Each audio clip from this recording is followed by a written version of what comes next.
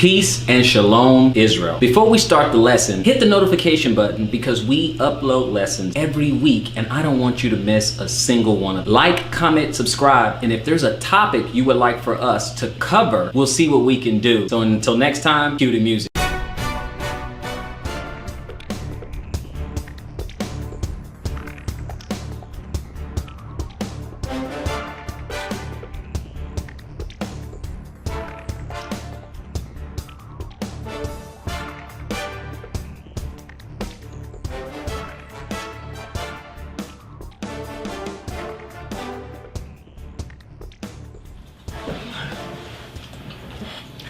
All praises to the Most High God of Abraham, Isaac, and Jacob, and peace to everyone joining us on this program. This is the Fountain of Israel Bible Studies program, and as always, it's an honor for me to stand before you on the Lord's Sabbath day.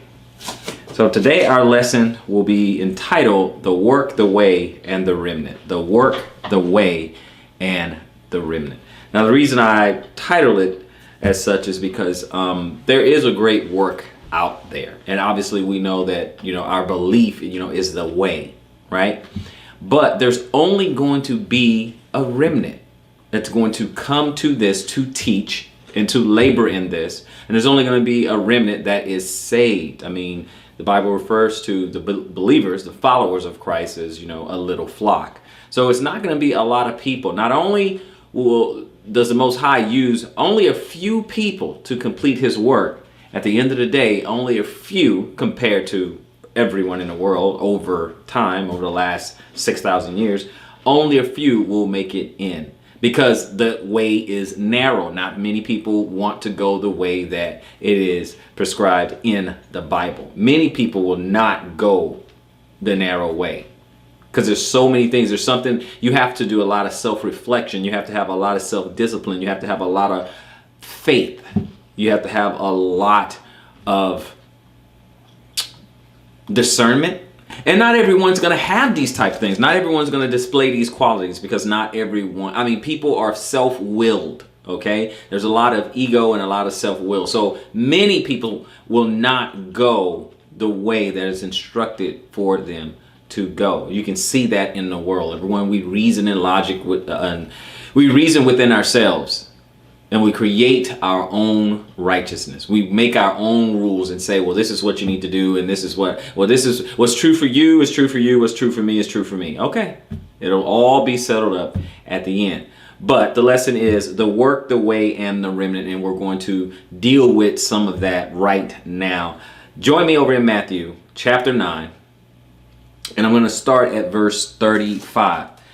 Matthew chapter 9, verse 35, which reads, "And Jesus went about all the cities and the villages, teaching in their synagogues and preaching the gospel of the kingdom and healing every sickness and every disease among the people. But when he saw the multitude, he was moved with compassion on them, because they faint and were scattered abroad as sheep having no shepherd. Then said he unto his disciples, The harvest truly is plenteous, but the laborers are few. Pray ye therefore the Lord of the harvest, that he will send forth laborers into this harvest." And that's exactly what our job is today. There's a lot of people that need to be awakened out of their sleep. There's a lot of people that walk around just completely unaware that they're actually asleep. It's almost like The Walking Dead. Completely unaware. There's plenty. And there's so few teachers out there that are willing to teach it and call it down the line just the way the Bible says it, without seeking their own vainglory. So few. So few teachers, so few laborers. But there are a lot of people that need to be awakened out of their sleep. Let's go over to Deuteronomy. And you'll notice when we get through this lesson that to do his great work, he usually has only a few people. Deuteronomy chapter 7. And we're going to pick it up at verse 1. Deuteronomy chapter 7 reads as follows. "When the Lord thy God shall bring thee into the land, whither thou goest to possess it, and hast cast out many nations before thee, the Hittites and the Girgashites, and the Amorites and the Canaanites, and the Perizzites and the Havites, and the Jebusites, 7 nations greater and mightier than thou. So all these nations were bigger in number than Israel. And when the Lord thy God shall deliver them before thee, thou shalt smite them and utterly destroy them. You shall make no covenant with them, nor show mercy unto them. Neither shalt thou make marriages with them. Thy daughters thou shalt not give unto his son, nor his daughter thou shalt take unto thy son. For they will turn away thy son from following me, that they may serve other gods. So will the anger of the Lord be kindled against you, and destroy thee suddenly. But thus shall ye deal with them. Ye shall destroy their altars, and break down their images, and cut down their groves, and burn their graven images with fire. For thou art a holy people unto the Lord thy God. The Lord thy God has chosen thee to be a special people unto himself above all people that are upon the face of the earth. The Lord did not set his love upon you, nor choose you, because you were more in number than any people, but ye were the fewest of all people. And that's the point that I'm trying to make here. And we're going to see this throughout, the Bible, from here and there, here a little and there a little, that he doesn't always use great numbers of people, even though he has a multitude of angels and he has a number of people out there. But by comparison, he doesn't use a whole lot of people to complete his work, the things that he wants done in the earth. He doesn't use a lot of people. Not everyone is worthy. Not everyone is called. Many are called, few are chosen. But we're going to see it will still bear out. Let's go to the book of Judges. And in there, we're going to go to chapter 7. We're going to read the book of Judges, chapter 7. And we're going to begin at verse 1, because I want to deal with Gideon. I want you guys to notice something. Judges 7:1, it reads, Then Jerubbaal, who is Gideon, and all the people that were with him rose up early and pitched beside the well of Harod, so that the host of the Midianites were on the north side of them, by the hill of Moreh in the valley. And the Lord said unto Gideon, The people that are with thee are too many for me to give to Midianites into their hands, lest Israel vaunt themselves against me, saying, My own hand had saved me. So the Lord right here just saying, there's way too many of you guys right now to go get to the Midianites, because there's so many of you guys. You're going to think that in your own hand, talking about Israel, in your own hand, by your own might, you delivered yourself from the Midianites. It's too many. I want the numbers to be small enough so they know that they had help, and that help came from the Most High, right? Verse 3. Now, therefore, go to proclaim in the ears of the people, saying, Whosoever is fearful and afraid, let him return and depart early from Mount Gilead. And there returned of the people 22,000. And there remained 10,000. And the Lord said unto Gideon, The people are yet too many. Bring them down unto the water, and I will try them for thee there. And it shall be that of whom I say unto thee, This shall go with thee, the same shall go with thee. And of whomsoever I say unto thee, This shall not go with thee, the same shall not go. Verse 5. So he brought down the people unto the water, and the Lord said unto Gideon, Every one that lappeth up the water with his tongue as a dog lappeth, him shalt thou set by himself. Likewise, every one that bowed down upon his knees to drink. And the number of them that lapped, putting their hand to their mouth, were 300 men. But all the rest of the people bowed down upon their knees to drink water. And the Lord said unto Gideon, By the 300 men that lapped will I save you, and deliver the Midianites into thine hand, and let all the other people go, every man unto his place. See, so just the people who bent over and drunk water into their hand, those are the ones that stay. So only 300 people, okay? You saw he had tens of thousands, 22,000, and then there was more, and they all sent away. So he said in verse 7, he said, By the 300 men that lapped will I save you, and deliver the Midianites into thine hand, and let all the other people go, every man unto his place. So the people took victuals into their hand and their trumpets, and sent all the rest of the Israel every man unto his tent, and retained those 300 men and the host of Midian, was beneath him in the valley. And it came to pass the same night that the Lord said unto him, Arise, get thee down unto the host, for I have delivered it into thine hand. But if thou fear to go down, go thou with Phurah thy servant down to the host. And thou shalt hear what they say. And afterwards shall thy hand be strengthened to go down unto the host. Then went he down with Phurah, his servant, unto the outside of the armed men, that they were in the host. In verse 12, it reads, And the Midianites and the Amalekites and the children of the east lay along in the valley like grasshoppers for multitude. And their camels were without number, and the sand by the seaside for multitude. Okay, so just like the sand by the seaside for multitude. It was so many of the Midianites and the Amalekites. So many of them. And remember, he's going down with 300 against a multitude. 300 against a multitude.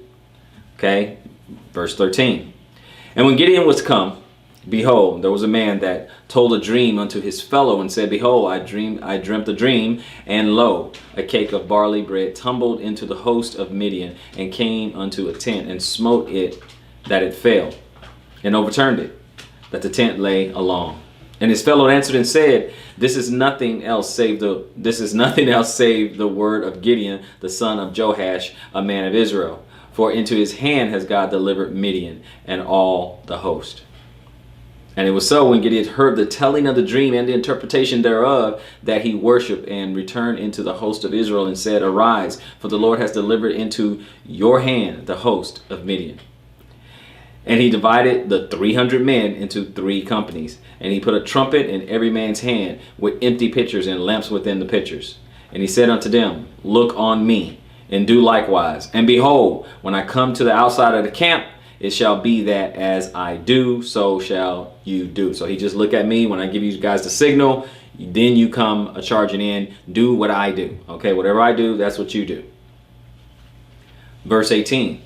When I blow with the trumpet, I and all that are with me, then blow ye the trumpets also on every side of all the camp, and say the sword of the Lord and of Gideon. 19. So Gideon and the 100 men that were with him came unto the outside of the camp in the beginning of the middle watch. And they had put newly set the watch. And they blew the trumpets and brake the pitchers that were in their hands. And the 3 companies blew the trumpets and brake the pitchers and held the lamps in their hands, in their left hands, and trumpets in their right hands to blow withal. And they cried, The sword of the Lord and of Gideon. And they stood every man in his place round about the camp, and all the host ran and cried and fled. And the 300 blew the trumpets, and the Lord set every man's sword against his fellow, even throughout the host.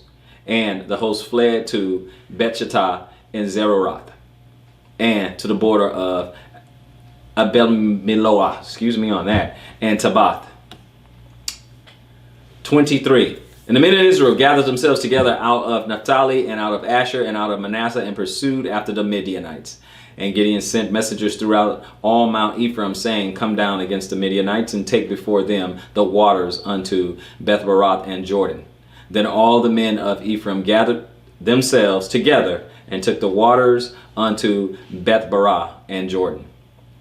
And they took 2 princes of the Midianites, Orab and Zeeb. And they slew Orab upon the rock Orab, and Zeeb they slew at the winepress of Zeeb, and pursued Midian, and brought the heads of Orab and Zeeb to Gideon on the other side of Jordan. So the point of this particular story here is that the Lord did a great work, okay, in the land of Ephraim, and he did a great mighty work, and he only wanted to use a few. They took thousands. Okay, they took down thousands. Now, many of them fought each other, and their swords were turned against each other by the power of the Lord. But that was the Most High's point. That was God's point. He wanted everyone to know that it is him doing the work. It is he that is doing the work. So that we don't think that it's by our own might. Okay, but this is about the work. The way, listening to the Most High, listening to the call. Sorry about that. Let me turn that off there. Next, we're going to go to 1 Samuel. It's 2 books ahead. 1 Samuel chapter 14. 1 Samuel chapter 14.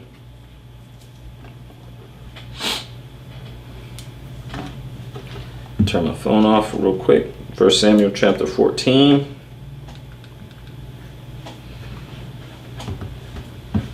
All right, 1 Samuel chapter 14. Let's see. And we're going to start at verse 1. Now it came to pass upon a day that Jonathan, the son of Saul, said unto the young man that bare his armor, Come, and let us go over to the Philistines' garrison that is on the other side. But he told not his father. So Jonathan was going to go away, go take care of something, but he didn't want to tell his father, who is Saul. And Saul tarried in the uttermost parts of Gibeah under a pomegranate tree, which is in Midron. And the people that were with him were about 600 men. Okay, so we have an idea how many people were with Saul. Okay, 600 men.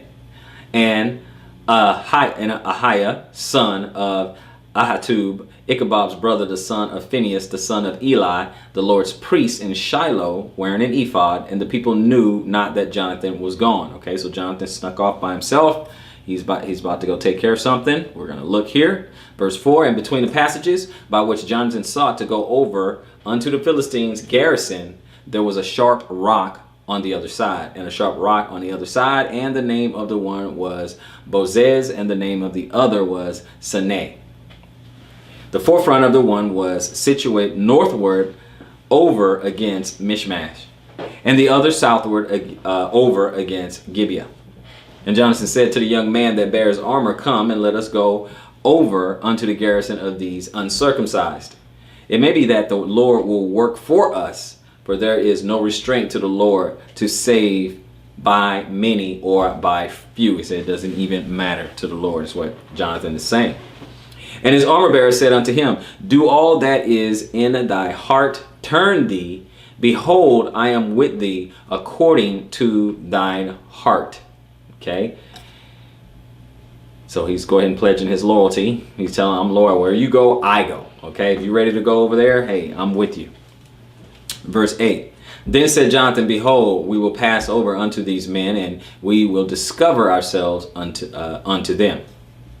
And if they say thus unto us, Tarry until we come to you, then will we stand still in our place, and will not go up unto them. But if they say thus, Come up unto us, then we will go up, for the Lord has delivered them into our hand, and this shall be a sign unto us. So he was just saying he's a person who listens to God. He understands how the Most High is working. He's using this as a sign and say, okay, if the Lord wants me to do it, this will happen. If he doesn't want me to do it, this will happen. So they're trusting in the Lord, okay? But again, it's just Jonathan and his armor bearer at this point, okay?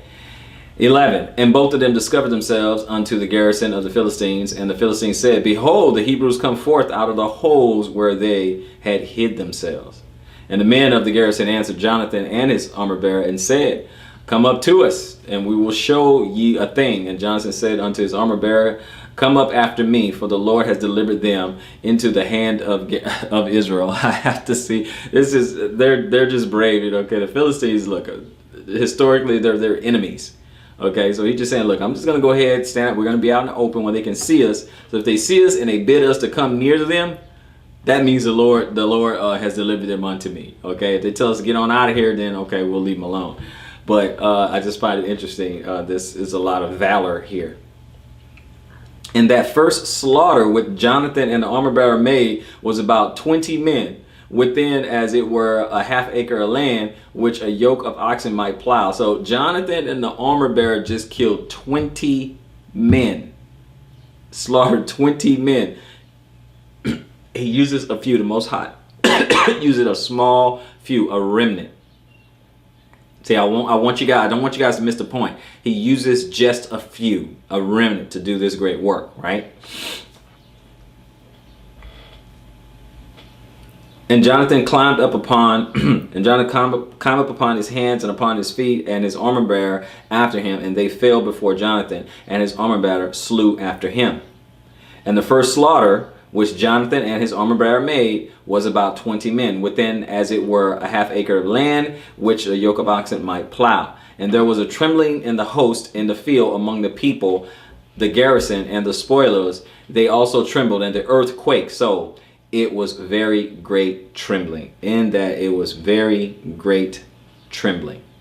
So what I wanted to point out, that the Lord used just a few to perform this great work. He don't want, that's one of the things that we have to recognize. That there's a number of things we have to recognize. Now I know, you got people got the, the 1/3 and the 2/3 doctrine and all that. I get that. Okay. I get that. But when it comes to him doing a mighty work in the earth and comes into salvation, it's gonna only be a few. That's what the Bible teaches. It's not trying to, scare you. It's just trying to open your eyes, because you and I, we want to be counted in that number. Now that number, obviously, it's going to be in the millions, even in the billions. Okay, even in the billions. If we got 6,000 people on the earth right now, and 6 billion, 6 billion people on the earth right now, roughly, give or take, and 1 billion is saved, that's still few compared to the majority. That's still few. All right. Now, if you go by the thirds, okay, 2 billion out of 6 billion, you still have your 2/3 right there. Okay. Now, we know the numbers are going to be a little higher than that, because we're talking about everyone who has ever lived throughout time. Everyone who's ever lived throughout time, waiting for resurrection, either the first one or the second one. But still, there are few. Let's just keep that in mind. Ecclesiastes chapter 9.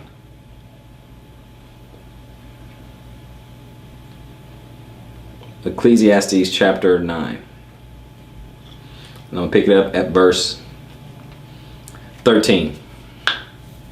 Ecclesiastes chapter 9, verse 13. This wisdom have I seen also under the sun, and it seemed great unto me. There was a little city, a few men within it, a few men. And there came a great king against it, and besieged it, and built great bulwarks against it. Now there was found in it a poor wise man, and he by his wisdom delivered the city.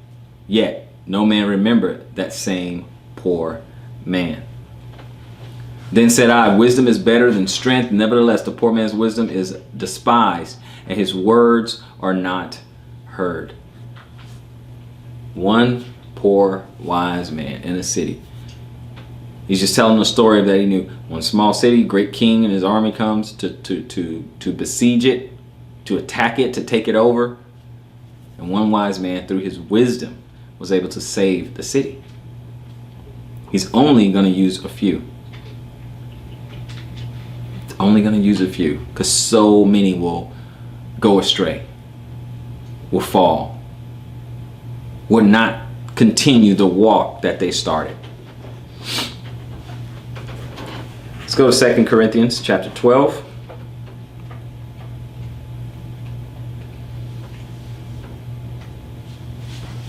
Second Corinthians 12.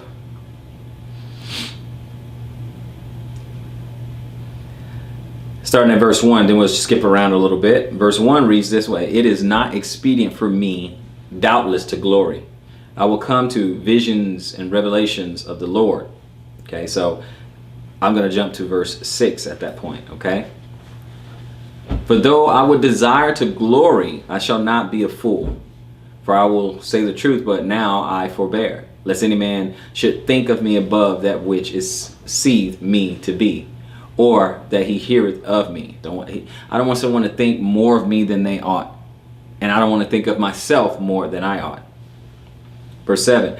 Unless I should be exalted above measure through the abundance of the revelations, there was given to me a thorn in my flesh, the messenger of Satan to buffet me, lest I should be exalted above measure. For this thing I besought the Lord thrice, that it might depart from me. And he said unto me, my grace is sufficient for thee, for my strength is made perfect in weakness. Most gladly, therefore, will I rather glory in my infirmities, that the power of Christ may rest upon me. Therefore I take pleasure in infirmities, in reproaches, in necessities, in persecutions, in distresses for Christ's sake. For when I am weak, then am I strong. We have to realize our dependency on God. That's the bottom line. We have to realize our dependency on God. And Paul was basically saying that he didn't want to feel like or think too highly of himself. That's why he was humbled with this infirmity of the flesh, because he don't want to be thought of too much of himself, not too highly. And so he learned to change his attitude around and say, you know what? I'm strong because I'm weak. It's because of this infirmity I am strong. And the Most High's grace is sufficient. But let's take a look real quick over at Deuteronomy chapter 28. Deuteronomy chapter 28. And we often forget of where our hope comes from. We do. We often forget that.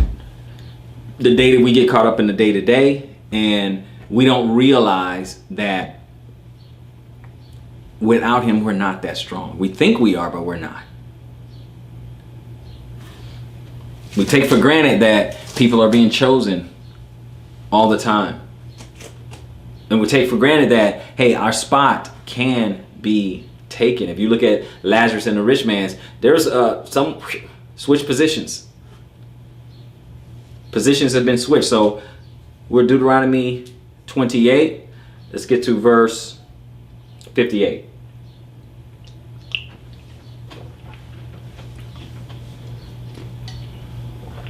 Reads, if thou wilt not observe to do all the words of this law that are written in this book, thou mayest fear this glorious and fearful name, the Lord thy God.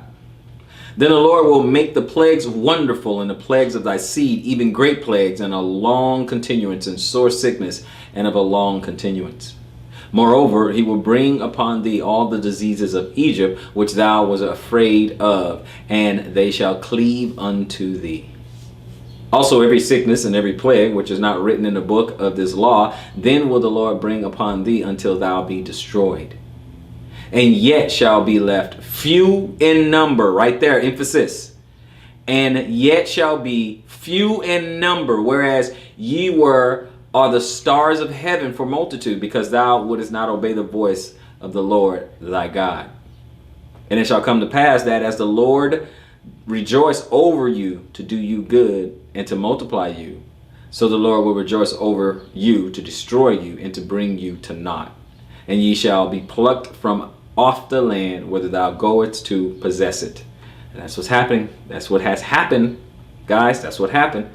64, and the Lord shall scatter thee among all people from one end of the earth even unto the other, and there thou shalt serve other gods. That's what's happening today, which neither thou nor thy fathers have known, even wood and stone. What else has happened to Israel, true Israel? And among these nations shalt thou find no ease. Neither shall the sole of thy foot have rest, but the Lord shall give thee there a trembling heart, and failing of eyes, and sorrow of mind. So many travesties that has befallen us. We can blame it. We can blame it on slavery and racism and segregation and police brutality and all these things. But the Lord brought it upon us, and yet, believe it or not, through our ancestors, we brought it on ourselves, and through our disobedience today, we're still bringing it on ourselves. And yet he just leaving just a few. 66. And thy life shall hang in doubt before thee, and thou shalt fear day and night, and thou have non-assurance of thy life. When you grow up in the hood, when you grow up in these bad neighborhoods, you don't even know. You got mothers and fathers out there wondering if their kid's going to ever make it back home. You get these school shootings. You wonder, wow, is someone going to go up into my kid's school, my child's school, and shoot it up? Are they going to go to the mall and blow up a mall or something like that? No assurance for your life. You're like 9/11 or something. Those people, they didn't know that they were not going to make it home. The parents that went to work that day, the kids who got home from school that day, or the wife who was at home did not know that her husband wasn't going to come back home. Had no idea. No assurance for your life. Now, this is especially true for Israel because you just never know. And if you grew up in a bad neighborhood, similar to my neighborhood in Houston, Texas, I'll tell you right now, there were some bad spots back in that day. Shootouts and drive-bys. Yeah, it was just like Chicago, just like Compton, just like New York. It's just like any of the other bad neighborhoods. And you were not sure you were going to make it that day.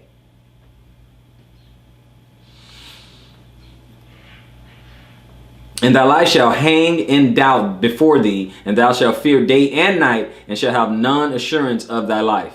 In the morning thou shalt say, would God it were evening. So in the morning of that, man, I wish it was nighttime. And at even thou shalt say, would God, I wish it was morning. And when it's nighttime, you wish it was morning. For the fear of thy heart wherewith thou shalt fear, and for the sight of thy eyes which thou shalt see. Last one, and the Lord shall bring thee into Egypt again with ships. By the way thereof I spake unto thee, thou shalt see it no more again.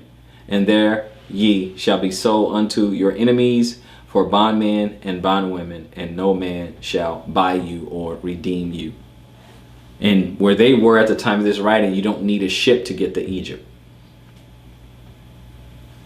But it's symbolic for bondage. Egypt is symbolic for bondage. Egypt, the house of bondage. Look it up in the scriptures, okay? Many people, they'll take their dollar bill, look at the back of it. On one side of it, if there's a pyramid, symbolic for Egypt. And then on the other side, there's an eagle, symbolic for America. I'm going to send you into ships. You are going to go into slavery, go back into bondage. Now, obviously, slaves didn't only go to America. Obviously, they went to Central Mexico and South America as well. Okay, so we know Australia, they went there too. So the ships went everywhere. But just giving you guys an idea there. Let's go on over to Ezekiel. Ezekiel chapter 12. Ezekiel chapter 12. Just want a couple of verses there. 15. Ezekiel chapter 12, and I'll pick it up at verse 15.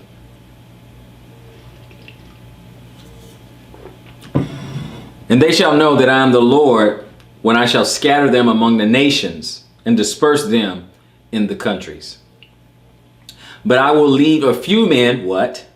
But I will leave a few men of them from the sword, from the famine, and from the pestilence, that they may declare all their abominations among the heathen, whither they come, and they shall know that I am the Lord. See, many of us, we come to realize once we, like for instance, we're fresh off, the Black History from the Bible. That was a couple months back, but we're fresh off that, right? And then when people look at those lessons and they realize, oh, okay, Israel really are the people of the diaspora. So, okay, wow, what's going on? And then they realize, oh, it's our fault. Oh, we brought this on ourselves. Oh, and only a few remain. He said till he utterly destroyed them. So from the plagues and the diseases and the famine, from all those things, then you come up, hundreds, centuries later, and you get to the diaspora, and you notice that some people, even on the ship, they didn't even make it all the way to into the land over here in the Central, South, and North America. They didn't know. Some of them went overboard. Some of them rather not be slaves, rather not go some strange land they never seen, heard of before. Some of them, as they died and got disease, they just got tossed overboard. They were sick and dying anyway. Only the few. Only the few. Only a remnant. It's only going to be a remnant. In 16, but I will leave a few men of them from the sword, from the famine, and from the pestilence, that they may declare all their abominations among the heathen, whither they come, and they shall know that I am the Lord. So let's look at it. Okay, we know famine in layman's term is just starving, but let's look at this. Famine. Rahab. A famine, hunger. Famine of the land. Okay, it's hunger. So starved to death. So we have that in the Strongs. Then we're going to look at pestilence. Okay, debar. Okay, pestilence, plague, murrain, or cattle disease. So we're the first one, pestilence and plague. So he's talking about from a plague. Okay, so all these things that we have, and all the abominations, to declare the abominations among the heathen. We did commit plenty of abominations. Let us continue. Let's go to Deuteronomy chapter 4. Deuteronomy chapter 4. And we're going to read, or I will read, starting at verse 26. And I call heaven and earth to witness against you this day, that ye shall soon utterly perish from the land, whereunto you go over Jordan to possess it. And ye shall not prolong your days upon it, but shall utterly be destroyed. And the Lord shall scatter you among the nations, and ye shall be left few in number among the heathen, whither the Lord shall lead you. Let's look at just America alone, brothers and sisters, if you will. As far as what we call black people today, what is the percentage of the population that they make up? So my last check, around 13%.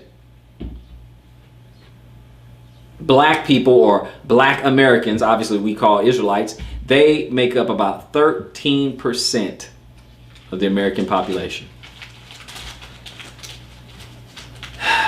Then the Lord shall scatter you among the nations, and ye shall be left few in number among the heathen, whither the Lord shall lead you. And there ye shall serve gods, the work of men's hands, wood and stone, which neither see, nor hear, nor eat, nor smell. So he said these are dead gods. And yes, we are. You look at this little 13% of this population, look at all the religions and other gods that we're mixed up in. So many different flavors of Christianity. What, over 30,000 denominations of the Protestants. Then you have Catholic, and then you got other religions that has nothing to do with the Bible. They have other books and other beliefs, but you have a lot serving gods that you have never known. Dead gods. 29. But if from thence thou shalt seek the Lord thy God, thou shalt find him. If thou seek him with all thy heart and with all thy soul. So he's saying you can be in the land where I'm going to scatter you, but if you seek the Lord with all your heart and all your soul, you will find him. Where did we get? Now, even though we were scattered into slavery, we got here by way of slave ships. Now, when we wake up and we seek the Lord, we say, hey, you know what? No, I want the truth. I don't want these fairy tales that I've been fed. No. What's the truth of this? And then you find out, and then you come into contact with the God of Israel, and everything changes. But many are called, few are chosen. Verse 30, when thou art in tribulation, and all these things are come upon thee, even in the latter days, if thou turn to the Lord thy God, and shall be obedient unto his voice, for the Lord thy God is a merciful God. He will not forsake thee, nor destroy thee, nor forget thee the covenant of thy fathers, which he sware unto them. So there is hope, brothers and sisters. There. You can rest assured. But again, it's going to be a few. Matthew 24. Matthew 24. Starting at verse 3. And as he sat upon the Mount of Olives, the disciples came unto him privately, saying, tell us, when shall these things be? And what shall be the sign of thy coming and the end of the world? And Jesus answered and said unto them, take heed that no man deceive you. For many shall come in my name, saying, I am Christ, and shall deceive many. And I'm going to drop down to verse 11. And many false prophets shall arise, and shall deceive many. And because iniquity shall abound, and the love of many shall wax cold. But He that shall endure unto the end, the same shall be saved. And this gospel of the kingdom shall be preached in all the world for a witness unto all nations, and then shall the end come. Many false prophets. They have arisen. They didn't just arise in the first century. They've risen since then. They have been since then, all the way up until now. That's why we have all these denominations and all these different flavors. All these different denominations, flavors. Think about that for a second. There's one book, a Bible, one book. And you got all these variations of beliefs on the one book. And because iniquity shall abound and the love of many shall wax cold. Now we know the love is keeping of the Torah. Love God with all thy heart, mind, and soul, and love thy neighbor as thyself. And we know that is contained in Torah. We know that. That is contained in Torah. But all that is going to go away, actually. It's going to be washed away because of the hardening of their heart. That's why it's only going to be few. There's a great work out there. Great big harvest. Few laborers. For the love of many shall wax cold. Few laborers. We're still in Matthew, but let's go to chapter 7 in Matthew.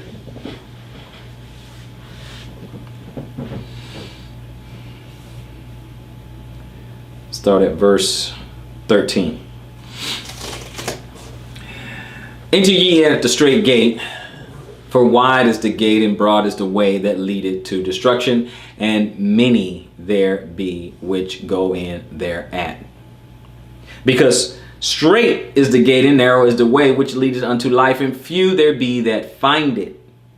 Beware of false prophets, which come to you in sheep's clothing, but inwardly they are ravening wolves. And so if you go back to 13 and 14, you see why that we just said. Beware of false prophets, which come to you in sheep's clothes, but inwardly they are ravening wolves. Keep that in mind, brothers and sisters. Now, let's drop down to verse 21. Not everyone that say unto me, Lord, Lord, shall enter into the kingdom of heaven. Let's read that again. Not everyone that say unto me, Lord, Lord, shall enter into the kingdom of heaven, but he that doeth the will of my Father which is in heaven. Many will say to me in that day, Lord, Lord, have we not prophesied in thy name, and in thy name cast out devils, and in thy name done many wonderful works? And then will I profess unto them, I never knew you. Depart from me, ye that work iniquity. And we know what iniquity is. So we have to understand only a few that work iniquity. And for those who don't know what iniquity is, and I'm sure you all do, anomia, condition of without law. Lawlessness. That's why some translations say lawlessness or sin. You have no law.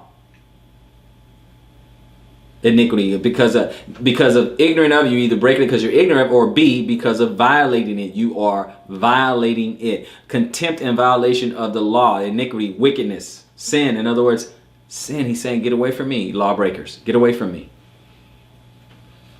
That's why it's going to be just a few. When the disciples come to him and say, will only few be saved? In a word, yes, only few. Only a few. Isaiah 24. Isaiah chapter 24. Let me get 2 verses out of here. Isaiah chapter 24 says this: the earth also is defiled under the inhabitants thereof. That's because of sin, because they have transgressed the laws, right there in the writing, changed the ordinances, broken the everlasting covenant. That's why the earth is defiled, because of the inhabitants, because of sin. Therefore has the curse devoured the earth, and they that dwell therein are desolate. Therefore the inhabitants of the earth are burned, and few men left. Few men left. The work, the way, and the remnants, brothers and sisters, and few men left. Let's go back to Matthew. Matthew 22.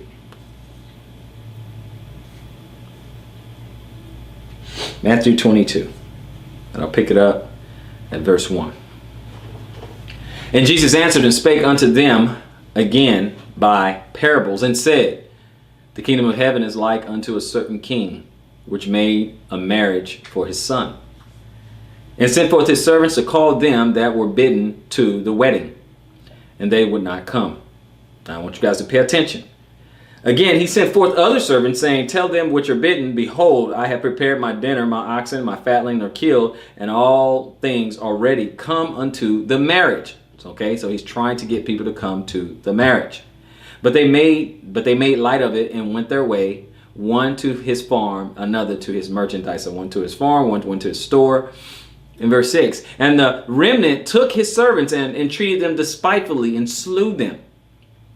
But when the king heard thereof, he was wroth, and he sent forth his armies and destroyed those murderers and burned up their city. Then he said to his servants, the wedding is ready, but they which are bidden were not worthy. Okay, so there's going to be a lot of people who come into this truth. They're going to come into it. They're going to mistreat it. They're going to start condemning other folks and judging other people unrighteously, thinking that they're holier than thou, thinking that they got this thing all figured out, thinking they have the keys to the kingdom and who can come to the wedding and who can't. They making their own determination. Guess what? They're going to be counted unworthy, and they will be destroyed and burned. And then he's going to invite yet others. Okay, that's what happened so far. This is what happened so far in this parable. Yet he's going to invite others. Okay, so in verse 8, he said, then said he to his servants, the wedding is ready, but they which were bidden were not worthy. Verse 9, go ye therefore into the highways, and as many as ye shall find, bid to the marriage. Tell them to come. This is other people. Okay, bid them to the marriage. So those servants went out into the highways and gathered together all as many as they found, both bad and good, and the wedding was furnished with guests. Okay, so some people coming in thinking they're ready and they're not ready. Okay, but we're going to keep going.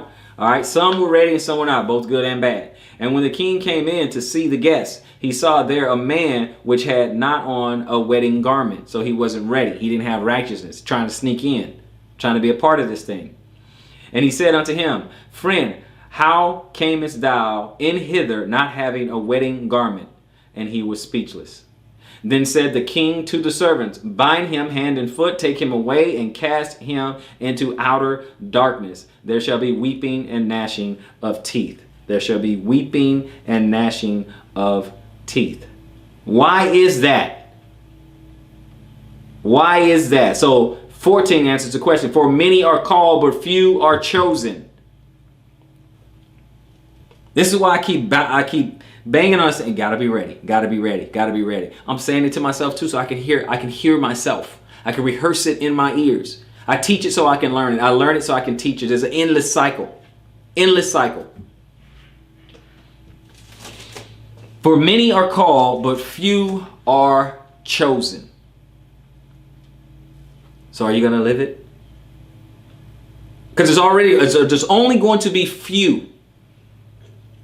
A friend of mine in the faith, he had said, he said something. He said, put your life where your mouth is.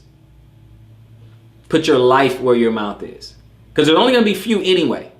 Plenty of people are going to walk away. They'll be like, no, this is too much. This is too big of a deal. I got to sacrifice too much for this. So really, is it really hard for you to understand how there's only going to be few? Does that make sense? Many will walk away, period. Because he said what in Matthew 24, he said, but he that endures to the end, the same shall be saved. So it's not that hard to understand that there's only going to be for you. How many times you tried to share this truth to people and they blow you off? They don't want to hear it. No, that's your interpretation. And you're just like, no, just read it. I hadn't interpreted anything. I'm just telling you, just read it for yourself. How many people are just going to blow you off? You're radical. You're weird. You're like a cult.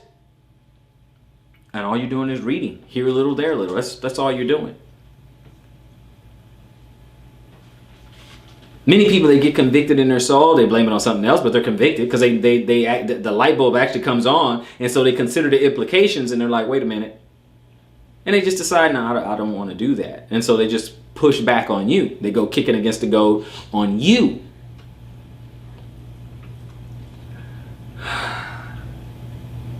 For many are called, but few are chosen.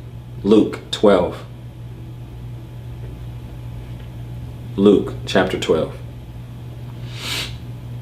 And we're going to go to 32 actually. Luke 12, 32. Fear not, little flock. Okay, let's get that again. Fear not, little flock. He's our great shepherd, right? We are his flock. Look at the size of our flock. Little. Fear not, little flock, for it is your Father's good pleasure to give you the kingdom. So guess who's going to get the kingdom? A little flock. Fear not, little flock, for it is your Father's good pleasure to give you the kingdom. Sell that ye have and give alms. Provide yourselves bags with which wax not old, a treasure in the heavens that faileth not, where no thief approacheth, neither moth corrupted. Now let's break down 33. Sell that ye have and give alms. So help people, help the poor, give money, give them food, give them clothes, things like that. Help the widows and help the fatherless, all that stuff. That's all written in the Bible. So help, do those type of things. Guess what? Because this is the place where you can do that. Provide yourself bags which wax not old, and treasure in heaven that faileth not. So what's in the kingdom, what is in heaven, is stored up, and no thief can break in and take that. When you store those treasures up, how do I do that? Well, good works. Good works. Because he said, as many of you done to the least of these, you've done unto me. And then he said, when he comes back, hey, behold, I come quickly, and my treasure is with me. So everything you stored up there, he's bringing with him to give to you. The things that are stored up there. We know this body is temporary. We know the money that's here that's temporary. We know the food is temporary. Hey, the air, the very air we breathe is going to be temporary. All this is temporary. So he says, store all these great works. So beware of those who tell you, he says, beware of false prophets, beware of false prophets. Beware of those who tell you don't have to do anything. There's a lot of work that needs to be done. It's not just, well, let me just keep the law and thou shalt not steal. It's not that. It's a whole lot of things. Like one of these things here, you're supposed to have alms given. They did it in the Old Testament. You're supposed to take care of the stranger. You're supposed to take care of the foreigner and the widow and the fatherless. You're supposed to take care of all these people. You're supposed to do that. He said, don't take all the gleaning from thy field, so that someone is poor, if they're passing by, hey, they can pick an apple off your tree. No big deal. That's not stealing. Okay? Because he told you to leave it out there for them. All these little things that you're supposed to do. But guess what? Only a few are going to do it. Only a few are going to do it. These are works. When you've been found and weighed in the balance, you don't want to be found lacking.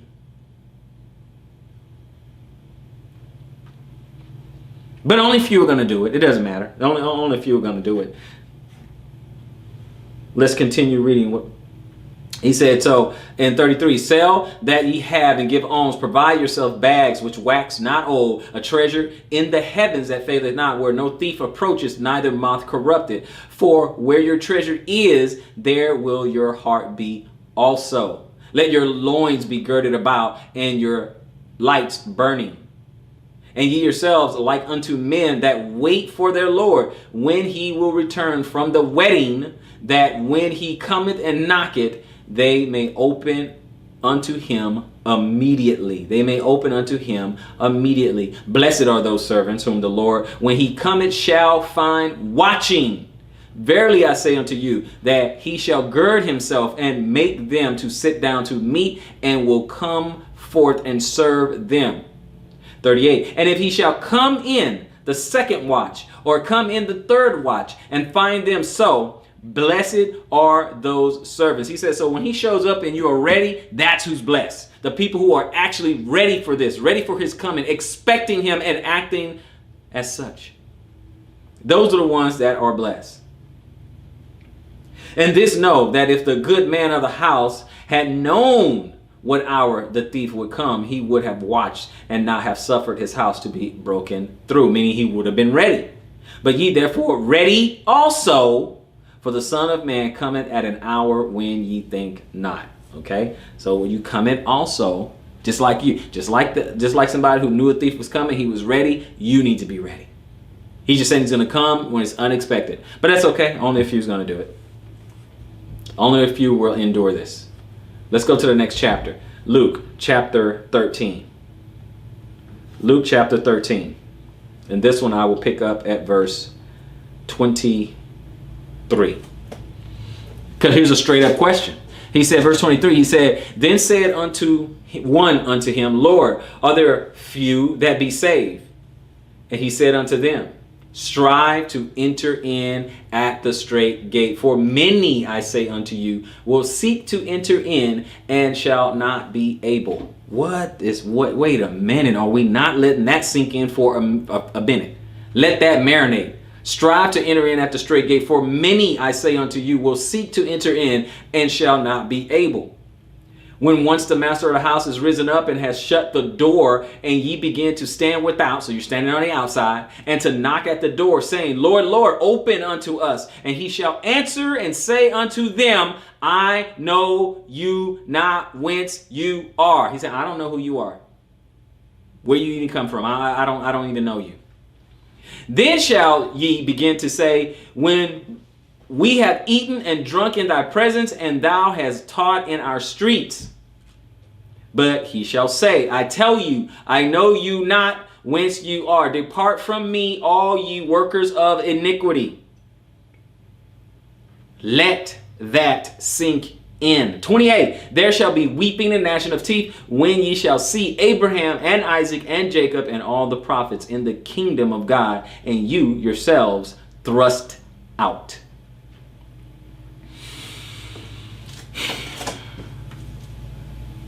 Let's get the other two. And they shall come from the east and from the west and from the north and from the south, and shall sit down in the kingdom. People from all over. Verse 30. And behold, there are last which shall be first, and there are first which shall be last. So it doesn't matter when you come into this truth. It only matters that you've come. It doesn't matter if you've been walking in the way for the past 30 years or for the past 10. Doesn't matter if it's the last 10 years or the last 10 days. But the ones he don't want in his kingdom are the workers of iniquity. Now, are you starting to see why there's only going to be a remnant? Are you starting to understand that there's only going to be a few? Or you now realize it, and is it dawning on you? Have you caught an epiphany as to why it is called a little flock? Let's get one verse in 1 Peter. 1 Peter chapter 3, verse 20. Which sometime were disobedient, when once the long suffering of God waited in the days of Noah, while the ark was a preparing, wherein few, that is 8 souls, were saved by water. He did a great and terrible work when he went to flood the earth. But for salvation, to get salvation past the flood to us, he used 8 people.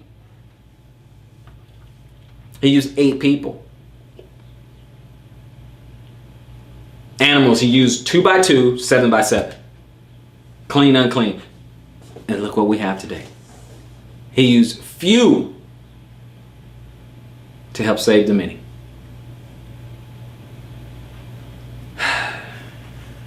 Trying to get us to understand this. Let's go on over to Psalm. Last couple of places. Let's go to Psalm. And let's go to chapter 105. Psalm 105. I'm going to pick it up at verse 1. Oh, give thanks unto the Lord. Call upon his name. Make known his deeds among the people.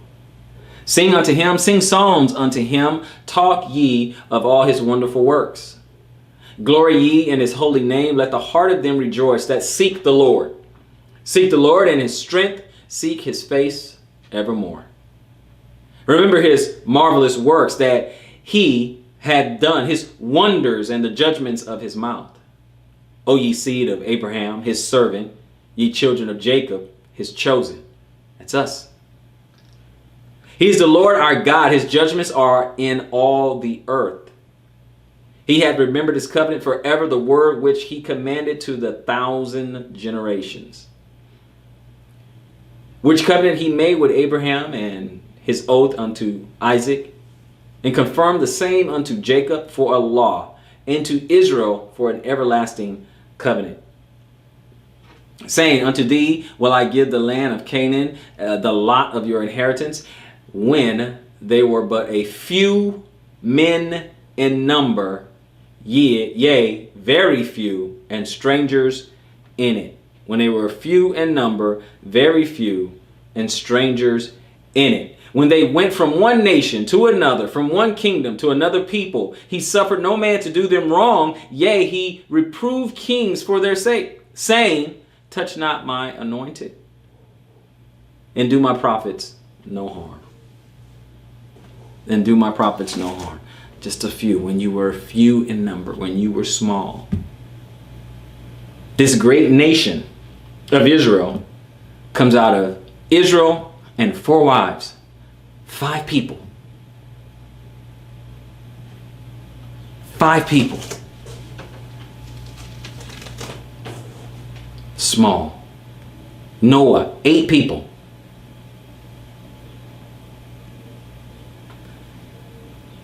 The remnant. He uses a few. He uses a few. Jeremiah, let's go to our last couple of places. Jeremiah.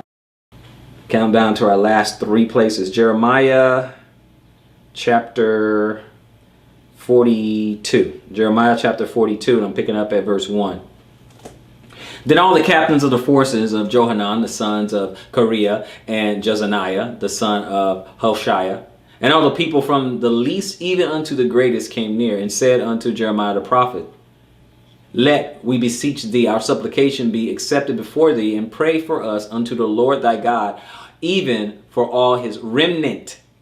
Remnant, even for all his remnant. For we are left but a few of many, as thine eyes do behold us. As you can see right here, Jeremiah, it's not that many of us left. As you can see, it's not that many of us left.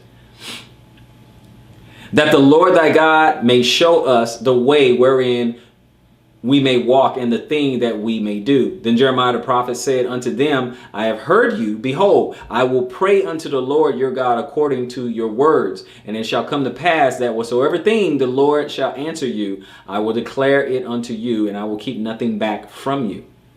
Then they said to Jeremiah, the Lord be a true and faithful witness between us, if we do not according to all the things for which the Lord thy God shall send thee to us.